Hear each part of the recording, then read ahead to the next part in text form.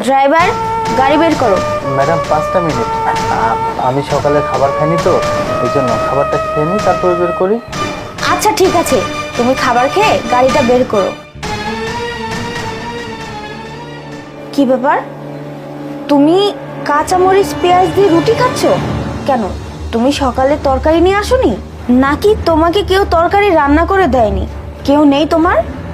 না না ম্যাডাম, আছে তো, বাড়িতে আমার মা ভাই বোন সবাই আছে।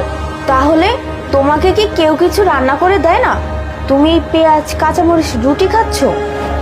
আসলে হয়েছে কি ম্যাডাম, তারা তো গ্রামে থাকে আর এখানে আমি চাকরির সুবাদে একাই রুম একটা ভাড়া করে থাকি, এই জন্যই তো ওই রান্না করার সময় পাই না।